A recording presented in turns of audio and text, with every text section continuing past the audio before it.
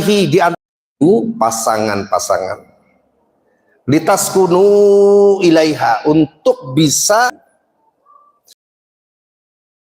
tahu warahmah, dan aku menjadikan warahmah. Saudara, sebelum saya lanjutkan ayat ini, saya perlu mendudukan persoalan begini, bahwa ternyata sakinah itu adalah target, ya. Mawaddah warahmah itu adalah proses. Itulah kenapa ketika menikah Rasulullah menyuruh para sahabat, kamu udah lihat belum? Di tengah langsung dalam pengawasan saya. Tolabul ilm, ya. Nek ngobrol barikis ngobrol terserah, ya. Jadi begitu ya. Kenapa kita suruh melihat calon kita? Itu untuk menimbulkan daya tarik secara fisik, sehingga dia menikah. Adapun rahmah ini menarik. Dia tetap menjadi daya tarik meskipun sudah dirambati usia yang sudah rentah. Di matanya sudah ada apa ini? Apa jenenge iki? Apa ini? Kantong mata. Punggungnya sudah bengkok. Vertebratanya sudah tidak tegak gagah seperti dulu lagi. Yang dulu cantik sudah keriput. Tetapi semua indikator usia, dan tidak ada seorang pun yang bisa menantang usia. Sama Ustadz Abdullah Mustaqim, sekarang saya sudah 56 tahun itu, Allah uji saya dengan masalah sendi. Klasik ini memang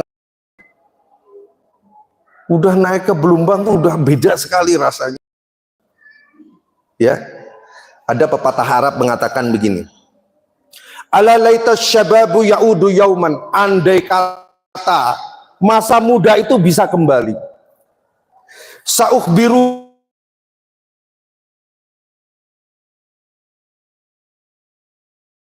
betapa susahnya ketika masih tidak jadi orang tua. Tanpa ada seorang pun yang bisa menantang usia. Maksudnya antum akan melewati masanya ojo ngelokno sing wis sepuh iku, ya. Yang sepuh juga jangan merasa jumawa hanya karena dia bisa naik gunung. Ada masa di mana dia juga akan berkurang kemampuan itu, dan itu adalah sunnatullah. Nah, keriput, ya, sehingga menghilangkan kegagahan, kecantikan. Sedikit pun itu tidak merubah rasa cinta namanya rahmah itu. Jadi saya sama istri saya tuh semakin sayang. Udah tua, udah jelas beda lah. Udah nggak kenceng lagi. Apalagi saya sudah, kalau nanya berulang kali sudah. Bukannya tadi udah nanya, kata saya. Iya ya, saya udah nanya kayaknya. Nah itulah usia. Tapi cinta itu semakin melekat, tidak lekang karena zaman.